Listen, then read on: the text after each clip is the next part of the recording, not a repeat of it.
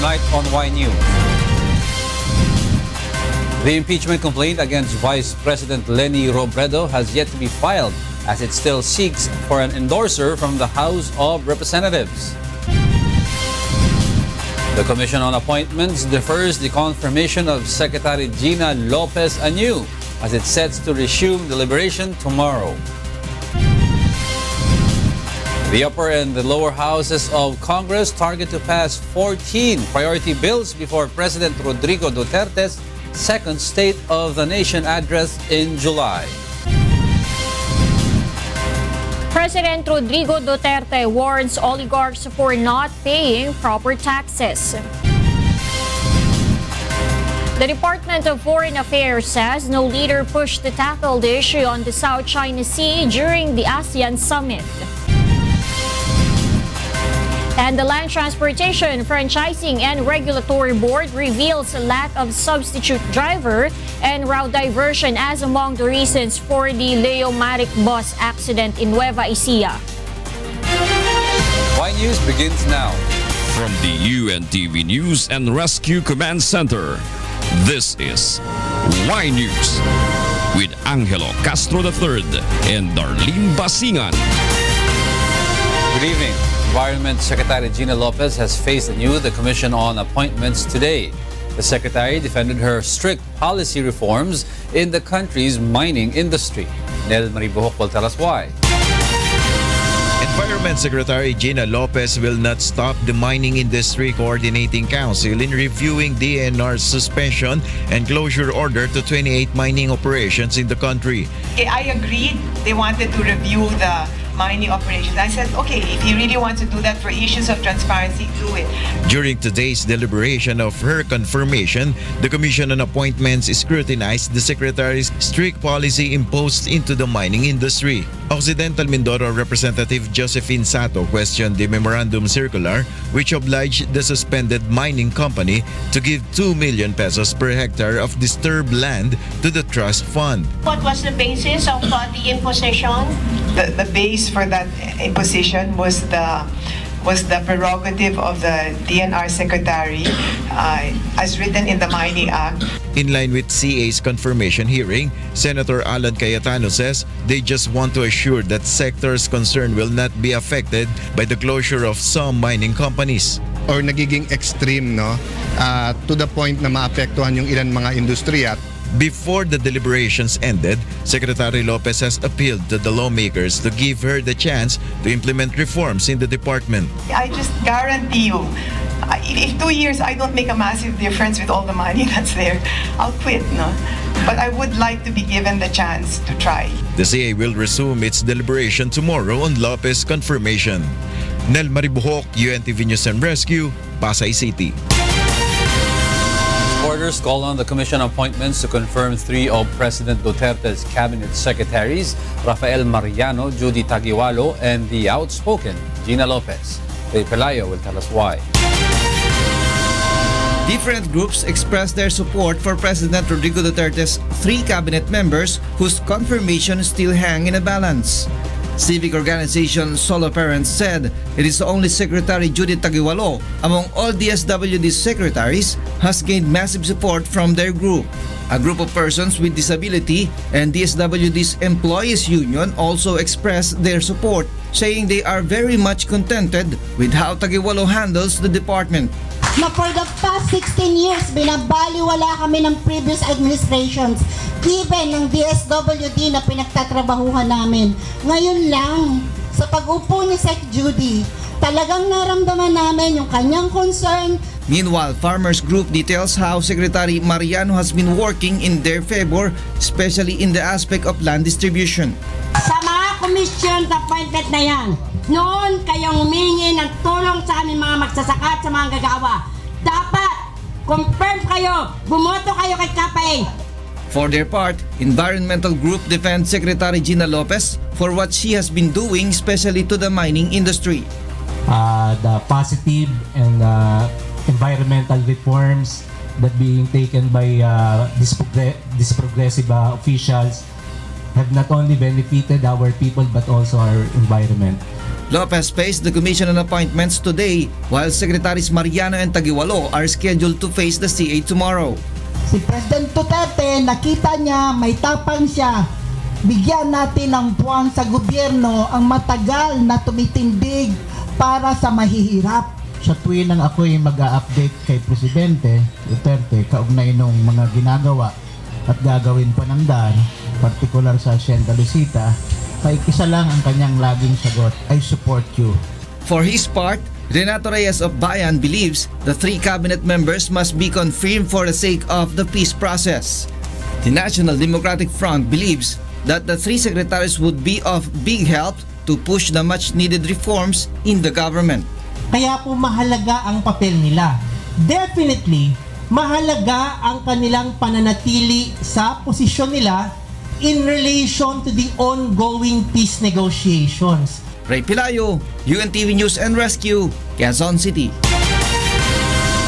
The Senate and the House of Representatives agreed to approve this month several important legislations. Grace Casin will tell us why. The upper and lower houses of Congress target to approve 14 important legislations before the second State of the Nation address of President Rodrigo Duterte in July. These include the proposed installation of free internet in public areas, lowering of tuition fees, and the extension of the validity of passports and driver's license. The lawmakers also target to pass bill on the review of the punishment stated under the revised penal code, the imposition of stiffer punishment to hospitals refusing to accept patients without deposits, and the imposition of community service to violators instead of just up to 30 months of imprisonment. They also plan to pass proposals to prohibit the conversion of irrigated lands and the amendment of the Anti-Money Laundering Act that seeks to cover casinos across the country. Ang target namin dito, kung matapos namin by May, the President can sign this into law para pang SONA na rin ni Presidente. Para pagdating na SONA, batas na po itong mga ito. The lower house is now living up to the Senate the passage of the controversial death penalty bill. Tayo tapos na, the bill is now with them. Aside from the revival of the death penalty, the HOR and the Senate also target to pass the proposed lowering of age of criminal responsibility, the postponement of barangay elections, as well as the tax reform bill before the year ends. Grace Casin, UNTV News and Rescue, House of Representatives. The Senate of the Philippines passed today on a third and final reading the historic Philippine Mental Health Law. The bill seeks to integrate mental health services and programs for the public and mandates concerned government agencies to put up basic mental health services at the community level. Also, the upper chamber approved the proposal to update the penalties under the 87-year-old revised penal code. According to Senate President Coco Pimentel, they are expecting to pass 14 to 15 bills in the current session. Although there are some controversial bills that might face heated debates in the plenary, one of which is the death penalty reimposition bill. Death penalty, close fight. Close fight. Hindi ko mabilang yung 13 na sinasabi ni Senator Drilon. The proposed bill authored by Senators Laila de Lima and Richard Gordon that upgrades the penalties for crimes committed under the revised penal code has been approved in the Senate. Under the bill, the penalties for crimes committed such as treason will be upgraded from 20,000 pesos to 4 million pesos. For rebellion, which has a penalty amounting to 8,000 pesos, will be upgraded to 1.6 million pesos. Penalties for falsification of documents will be upgraded from 5,000 pesos to 1 million pesos.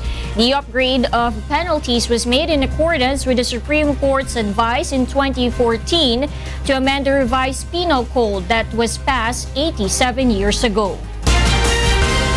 PBA Party List Representative Gerry expressed dismay against a group behind the filing of impeachment complaint against Vice President Leni Robredo. Grace Casin will tell us why. Representative Gerry categorically denied that he would endorse the impeachment complaint against the Vice President. This after seeing his name in the copy of the complaint as one of the endorsers.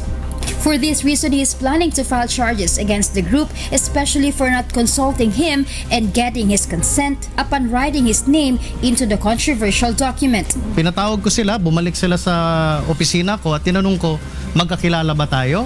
Do we know each other? Did I shake your hand? Why did you put my name here? Did I give you any authority?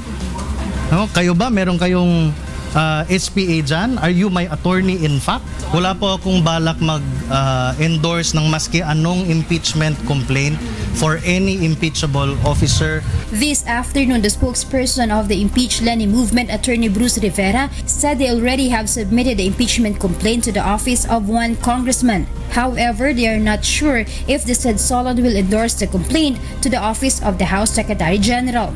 Rivera says the lawyer prefers anonymity while studying the substance of the complaint. At this point, we cannot divulge the identities of these individuals at this point because that was their intention, that was their request. Kasi sabi nila it's a delicate matter and they have to, they have to discuss kung what to do. So we understand the situation and we gave all the copies of the impeachment complaint to that particular congressman. Meanwhile, Attorney Barry Gutierrez says they believe that Robredo did nothing wrong to be impeached and vowed to face it in court. So we're not sure kung mayroon mga endorsement na mangyayari, but if there is, then it's a process that we'll have to go through. Meanwhile, Malacanang is leaving it up to the House of Congress the decision on the complaint. Let's just let the process go. It's a democratic country, and those who are pursuing the case, just let them do that. Grace Cassin, UNTV News and Rescue, House of Representatives. The lower house might begin to tackle next week the impeachment complaint against President Rodrigo Duterte. Majority Floor Leader Rudy Fariñas says they will immediately refer the complaint when the House Committee on Justice convenes. In the said committee, lawmakers will determine and vote on whether or not the impeachment rap filed against the president has sufficient basis. This is the first impeachment complaint filed against Mr. Duterte. It was filed by Magdalene Representative Gerry last March 17. Vice President Leni Robredo has paid 8 million pesos to the Presidential Electoral Tribunal for her counter-protest. Roderick Mendoza will tell us why. Vice President Leni Robredo made it just in time to pay the 8 million pesos initial cash deposit required by the Presidential Electoral Tribunal for her counter-protest. This is the first installment of the 15.44 million pesos for the retrieval of ballots covered by her counter-protest. She need to pay the balance of over 7 million pesos by July. According to her lawyer, Attorney Barry Gutierrez, part of the money was Robredo's personal funds while the rest were loaned from the relatives of her late husband, Jesse Robredo. In her speech before supporters, the Vice President says it's not easy to raise the amount. Yung 8 million po, hirap na hirap tayo para ibigay. Yung 36 million po ng mga Marcos, isang iglap nandyan na kaagad. Napakadali po para sa kanila. Robredo also thanked her supporters who continue to back her cause. Alam po natin na malaking dahilan kung bakit tayo tumakbo ay para harangan yung pagbabalik muli ng pamilyang Marcos sa kapangyarihan. Now that Robredo has settled the payment, the PAT will proceed with the preliminary conference set on June 21 at 2 p.m. Former Senator Bongbong Marcos has previously paid 36 million pesos initial deposit for his election protest against Robredo. In a text message, Marcos's lawyer, Attorney George Garcia, said Robredo's camp learned that they have no other choice but to pay. Robredo earlier asked the Presidential Electoral Tribunal to defer payment for her counter-protest, but her petition was denied. Roderick Mendoza, UNTV News and Rescue, Manila. The LTFRB confirmed that the Omaric bus line committed a number of violations that led to the accident on April 28, which left 33 people dead and more than 40 passengers injured. Joanna will tell us why. Various violations in the operation of Leo Maric bus line was uncovered during today's first hearing on the fatal bus accident in Caranglan, Nueva Ecija. This included changing of the bus route and the absence of a safety officer that was supposed to inspect if the said bus was safe for travel. Leo Maric operator Leonardo Patulot argues the bus took the Caranglan route as it is the only route they know where they can pick up other passengers. Yan lang kasi yung alam namin na pwedeng dumaan na mag-pick up ng van papunta sa San Jose, ma'am. So, hindi yata possible, ma'am. Yung ma'am, bundok na po yan, ma'am. The operator also fails to explain the absence of an alternate driver during the Ilagan Isabela to Candon Ilocos Sur trip that normally lasts up to 14 hours. Sumama ba yung alternate driver? Bali, hindi ko pa po na yun, sir. Basta ang sinabi po naman sa akin, bumaba daw siya. Hindi ko po masyadong siguro sa baka kung hindi man siya concern, baka hindi nakasama. The operator also admitted that the bus was overloaded with passengers. The LTFRB initially discovered that the said bus unit was already 33 years old, contrary to 2006 year model declared by its operator. But the operator clarifies that they bought the said bus unit they purchased in 2006 was second-hand. The LTFRB believes that it is high time to push for the modernization program for all public utility vehicles to avoid accidents. We really need to modernize the public transportation system. Kaya marami hong nangyayari na.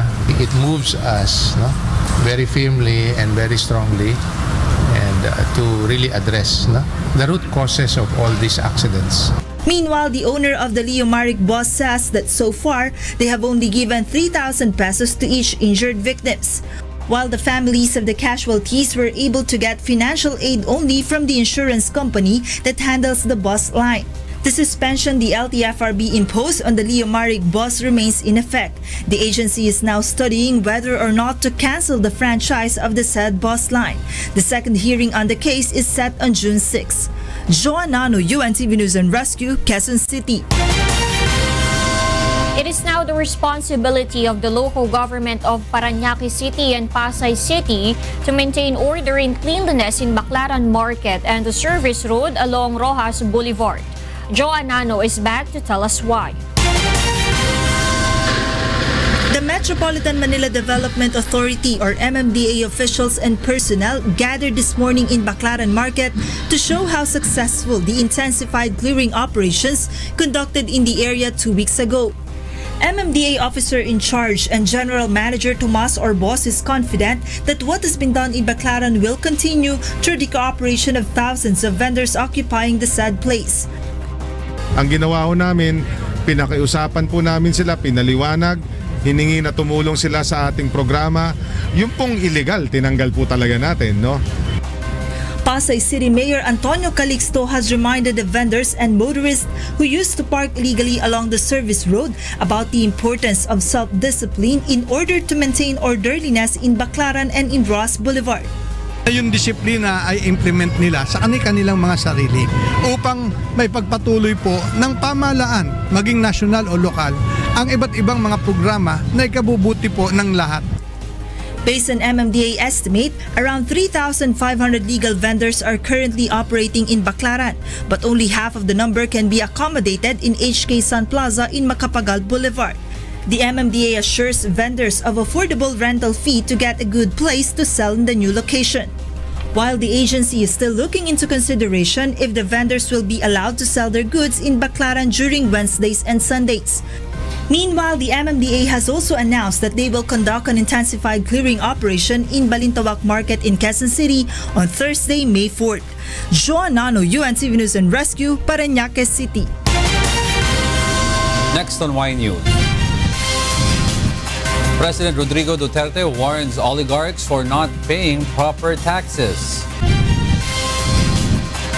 The Senate of the Philippines orders an investigation on the discovery of an alleged secret detention cell inside the Manila Police District 1. Y News will be right back.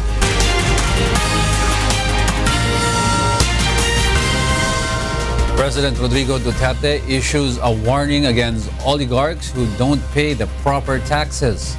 Rosalie Cos will tell us why. So, within the next 3 months, akong ingnon na mga tag-iya o dili nagkupot sa yuta sa gobyerno nga wa mo mobayad sa inyong buwis amounting to billions unya gugdit mo sa yuta sa gobyerno nga gipagkitaan ninyo nga walay klaro ug naunsa nganong niabot sa inyo. Ug dili ninyo iuli ang yuta sa gobyerno, then I will ask the Filipino people to occupy the lands that are in your hands. Das Makati, Pasay, Pangita na mo gwapong pwesto diya. President Rodrigo Duterte warns those who are using the government properties but not paying proper taxes. If they do not fulfill their obligation to the government, the president will allow the public to use the property. Malacanang clarifies that this is a warning and a conditional statement. It was a statement to those who are concerned. Taxpayers. Okay. And the fact that remains is that he will take certain steps. He will take certain steps. I don't mean this is the exact step, but he will take certain steps to make sure that the erring parties will respond properly. Yes. Malacanang also insists that President Duterte's statement will not result in a similar situation involving the members of the Kalipunan ng Damayang Mahihirap or Kadamay. Kadamay members occupy the government housing units in Bulacan, which are supposed to be for the personnel of the military and police. The situation is not a precedent. The situation is actually under control, and the president is aware of that situation, and he will still adhere to certain processes. Rosalie Cos, UNTV News and Rescue, Malacanang. Filipinos' trust in the United States has risen based on the latest Pulse Asia survey. Leslie Longbowen will tell us why. The latest Pulse Asia survey reveals that 82% of Filipinos trust the United Nations. This is 8% higher compared to the UN's 74% trust rating in December 2016. This after President Rodrigo Duterte slammed the organization for criticizing the government's war on drugs. Political analyst Ramon Casiple says the result of the survey is not surprising anymore with all the issues and accusations faced by the administration. Translated yung pagtingin ng tao against no sa killings at saka sa IJK and to support siyempre sa mga institusyon or mga personalidad na nagkikriticize nito. The survey also shows that a large majority or 79% of Filipinos still trust America, which has been repeatedly criticized by the president for its negative comments to his anti-drug campaign. The result is opposite for China and Russia, despite the closer relationship the Philippines tries to build with these countries, with 63% and 56% distrust ratings respectively. Compared to the survey conducted last December, US also enjoyed high trust rating while China and Russia are distrusted by majority of the Filipinos. Casiple says history and past relations of the Philippines to the US are among the factors that affect the survey result. Makikita mo yung historical kasi dito na matagal tayo sa Cold War na period na kung saan malakas sa Pilipinas yung anti-communism. Naninibago yung tingin ko yung maraming Pilipino dahil nasanay tayo na nasa loob lang ng isang umbrella, yung Amerika. Hindi na tayo nag-iisip na yung mundo sa labas ng relasyon ngayon nagbabago na. Yusek Ernesto Abella also agrees that this is a result of the Filipinos' long-held view on these countries. After all these years, we've been programmed to think that these were the enemies, But the president is breaking free. He's a disruptor.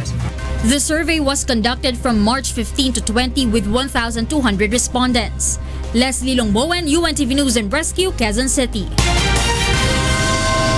The Department of Foreign Affairs explains why there was no mention of the reclamation and militarization of China as well as the arbitral ruling in relation to the maritime dispute in the South China Sea, and the final chairman's statement of the 30th ASEAN Summit.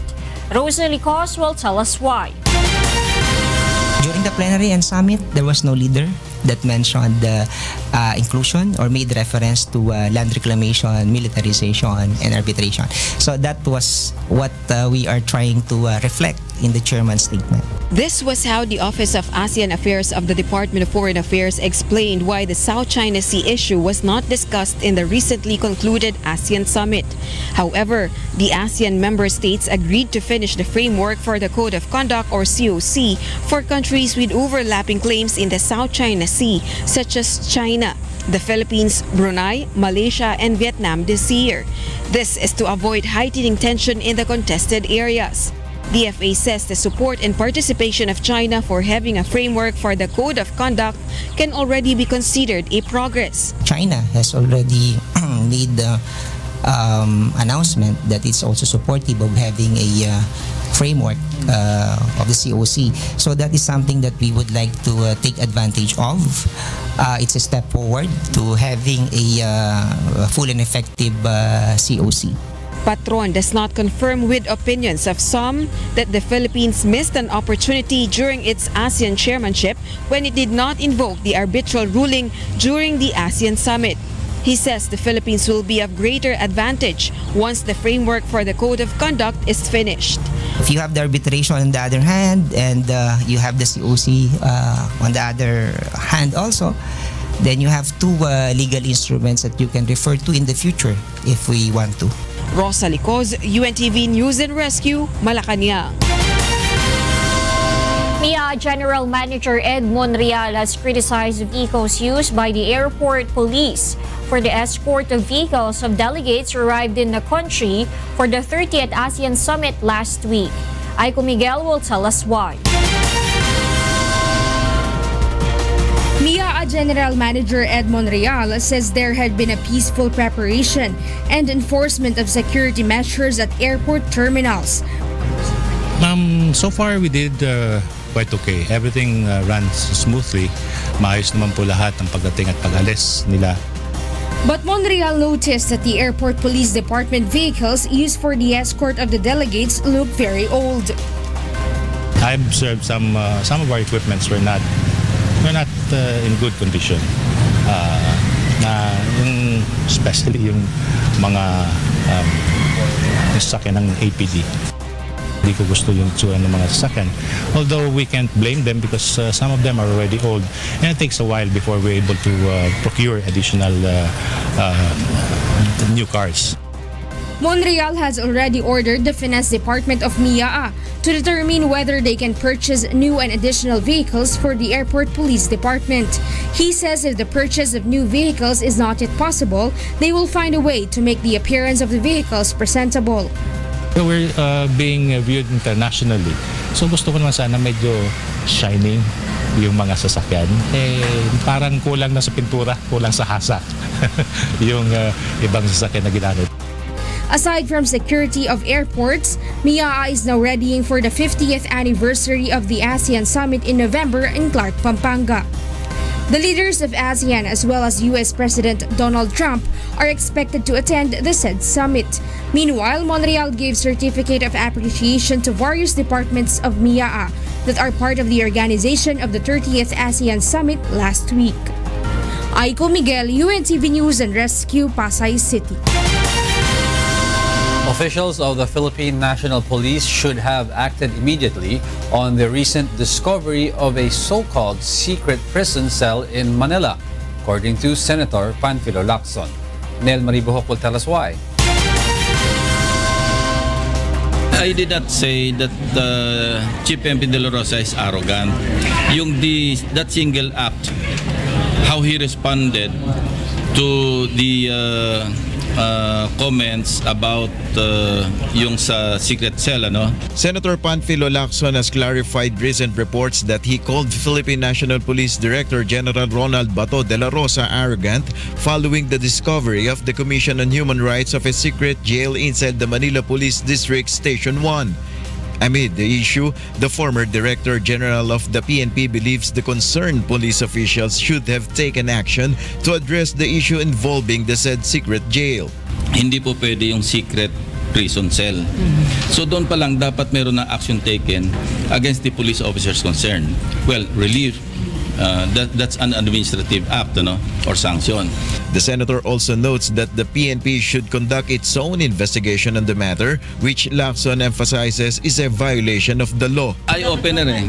Yes, eye-opener yan. Kaya dapat talaga yung PNP mismo mag-initiate. Alamin nila, marami pa bang existing na mga secret cells na hindi naka-register. In line with this, Senator Bam Aquino has filed a resolution asking the higher chamber of Congress to investigate the alleged operation of the secret jail. Based on the resolution, CHR-NCR Regional Director Gilbert Boisner stated that there are no records found on the arrest of the 12 detainees found in the hidden cell in Racsabago Police Station in Tondo, Manila last April.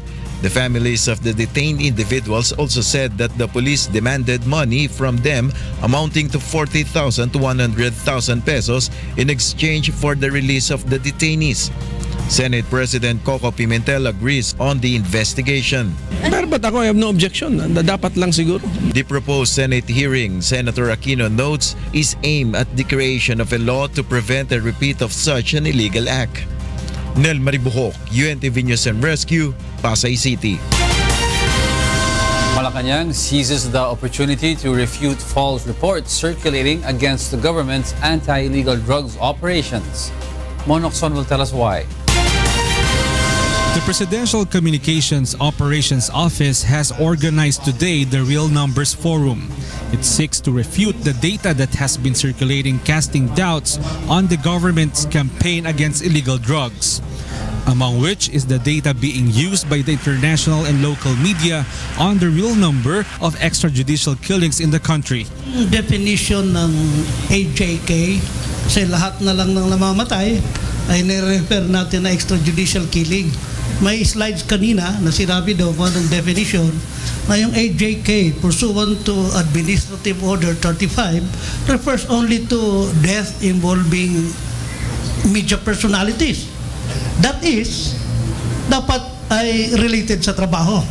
The Philippine National Police clarifies that deaths numbering 9,432 from July 1, 2016 to March 31, 2017 are all homicide cases.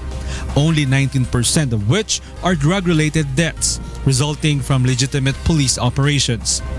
Based on PNP data, the number of deaths from drug war operations is only at 2,692. PNP claims that the media may have included the homicide cases in the total death toll.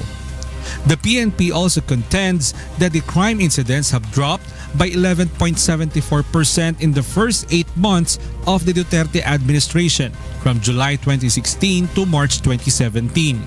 The PNP says this number proves how effective the government's operation against illegal drugs are. Malacanang believes that the president's trust ratings will continue to rise despite the false reports that aim to discredit its war on drugs. Fight false numbers by spreading the real numbers. The PCOO also encourages the public to visit the Philippine Information Agency website to know the real and factual data on the government undertakings against illegal drugs. Mon Hokson, UNTV News and Rescue, Pasig City. The Bureau of Fisheries and Aquatic Resources believes the knowledge in modern technology would help boost the country's aquaculture industry. Bernard Dandis will tell us why. The Bureau of Fisheries and Aquatic Resources aims at strengthening the country's aquaculture industry. In the 3-day urban aquaculture training held in Bulacan, government employees, farm owners, and cooperative members in Region 3 were trained up methods of tilapia production using modern technologies such as aquaponics and vermicomposting. The training also targets a faster and more sustainable fish production in the country. Sa prediction po ng United Nations Food and Agricultural Organization, 30 years from now, ang source ng seafood natin will be 100% aquaculture. Before says the country's market for aquaculture is still less recognized because of high cost of electricity and feeds. Sa ibang bansa, mura kasi ang kuryente. Feeds, mura. Unlike dito sa atin, napakamahal. Hipólito Mislang was among the participants in the training. He wishes to establish a demo farm to help fish producers in his hometown. Kinukumbinsi ko yung mga sasaka na magkaroon sila malit na fish pond kasi ang government naman ay namimigay ng libreng yung similya. The training concludes on Thursday. Bernard Dadis, UNTV News and Rescue, Philippines. The Philippines dominates the top 4 spots of the 2016 list of the world's friendliest islands. New York-based Travel Plus Leisure magazine releases the result of its survey showing Palawan, Cebu, Luzon, and Boracay as the top friendliest islands.